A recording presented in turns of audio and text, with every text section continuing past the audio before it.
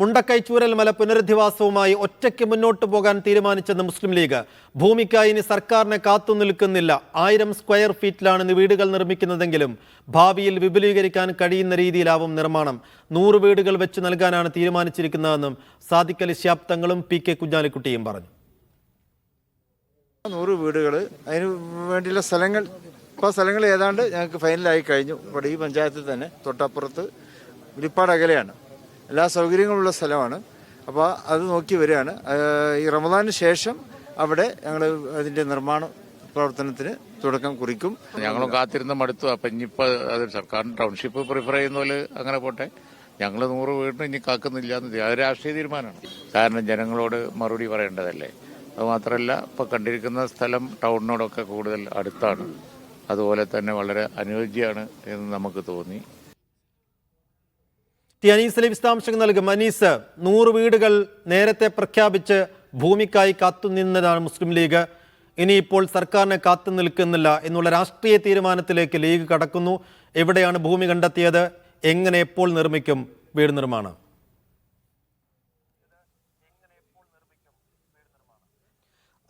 റമദാനിന് ശേഷം വീട് നിർമ്മാണം ആരംഭിക്കാനാണ് മുസ്ലിം ലീഗ് തീരുമാനിച്ചിട്ടുള്ളത്. നിലവിൽ അതിൻ്റെ സ്ഥലം കണ്ടെത്തി അവർ സ്ഥലം വില കൊടുത്ത് വാങ്ങി മുസ്ലിം ലീഗ് അവിടെ 100 വീടുകൾ നിർമ്മിച്ചു നൽകാനാണ് തീരുമാനിച്ചിട്ടുള്ളത് എന്നാണ് ഇപ്പോൾ തങ്ങളും കുഞ്ഞാലിക്കുട്ടിയും അറിയിച്ചത്. സാദിഖ് അലി തങ്ങളും കുഞ്ഞാലിക്കുട്ടിയും ഇന്ന് ഇവിടെ എത്തിയതിനു ശേഷം സ്ഥലം ഫൈനലൈസ് ചെയ്തിട്ടുണ്ട്. അത് കൃത്യമായി ഈ സ്ഥലം ഏറ്റെടുക്കും എന്ന് തീരുമാനിച്ചു. അവർ പറയുന്നൊരു കാര്യം എന്ന് പറയുന്നത് 7 മാസമായി ഇനി കാത്തു നിൽക്കുന്നില്ല. 7 മാസത്തിന് ശേഷം ഇനി ആളുകളോട് മറുപടി പറയാൻ കഴിയില്ല. അതുകൊണ്ട് തന്നെ സർക്കാർ ഭൂമി നൽകുക, 100 വീടുകൾ മുസ്ലിം ലീഗ് നിർമ്മിച്ചു നൽകുക എന്ന തീരുമാനത്തിൽ നിന്ന് തങ്ങൾ മാറുകയാണ്. ഇനി സ്ഥലവും തങ്ങൾ തന്നെ ഏറ്റെടുത്ത് തങ്ങൾ കണ്ടെത്തി വില കൊടുത്തു വാങ്ങി അവിടെ 100 വീടുകൾ നിർമ്മിക്കാനാണ് ഉദ്ദേശിക്കുന്നത്. 1000 സ്ക്വയർ ഫീറ്റ് വീടുകളാണ് നിർമ്മിക്കുന്നത് എങ്കിൽ പോലും ഫൗണ്ടേഷൻ വർക്കുകൾ 2000 സ്ക്വയർ ഫീറ്റ് വീടുകൾക്ക് അനുയോജ്യമായ നിലയിലാണ്. കാരണം ഏതെങ്കിലും ഘട്ടത്തിൽ ഇവർക്ക് മുകളിലേക്ക് എടുക്കണമെങ്കിൽ അല്ലെങ്കിൽ വീട് വികസിപ്പിക്കണമെന്ന് തോന്നുകയാണെങ്കിൽ അതിനുകൂടി സാധ്യമാകുന്ന നിലയിലാണ്. എല്ലാ സൗകര്യമുള്ള സ്ഥലമാണ് ഇപ്പോൾ കണ്ടെത്തിയിട്ടുള്ളത്. ടൗണിനോട് കൂടുതൽ അടുത്ത സ്ഥലമാണ്.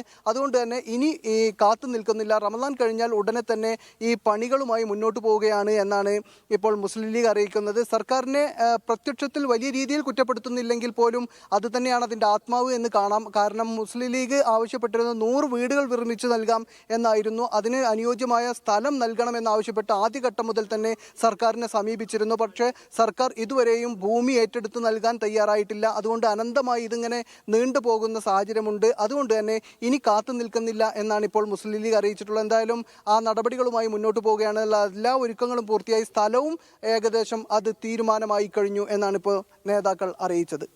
കൽപ്പറ്റയോട് ടൗണിനോട് ചേർന്നുള്ള സ്ഥലമാണ് ലീഗ് അതിന് കണ്ടെത്തിയിരിക്കുന്നത്. ഇതിപ്പോൾ ഒരു എത്ര സെന്റ് സ്ഥലം മൊത്തമായി വേണ്ടി വരും അനീസ്? ഇതെന്നു മുതലാണ് ഈ സ്ഥലം കൂടി നോക്കാൻ ലീഗ് തീരുമാനിച്ചത്?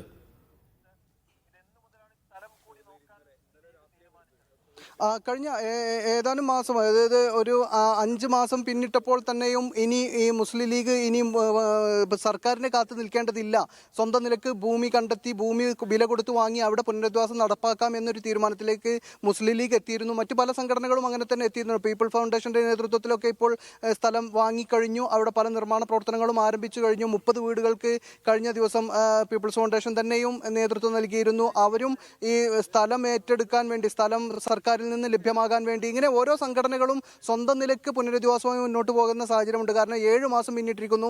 പല വാടക വീടുകളും നൽകിയിരുന്നത്, വാടക ഉടമസ്ഥർ നൽകിയിരുന്നത് 6 മാസത്തെയൊക്കെ കാലാവധിയിലാണ്. അതിനുശേഷം ഈ ഉടമകൾ വാടകയ്ക്ക് കൂടുതൽ വാടക ചോദിക്കുകയോ അല്ലെങ്കിൽ ഇറങ്ങിത്തരണമെന്ന് ആവശ്യപ്പെടുകയൊക്കെ ചെയ്യുന്ന ഒരു സാഹചര്യം വരെ ഉണ്ട്. പലരും അങ്ങനെ റിപ്പോർട്ട് ചെയ്യുന്നുണ്ട്. അതുകൊണ്ട് തന്നെ സർക്കാർ ഈ ഒരു 6 മാസത്തിനുള്ളിൽ ഇവരുടെ പുനരധിവാസം നടപ്പാക്കും എന്ന ധാരണയിലായിരുന്നു ആദ്യഘട്ടത്തിൽ ദുരിതബാധിതർക്ക് ഇവർ ഒന്നും നോക്കാതെ സ്ഥലം അനുവദിച്ചിരുന്ന വാടക വീടുകൾ നൽകിയിരുന്നത്.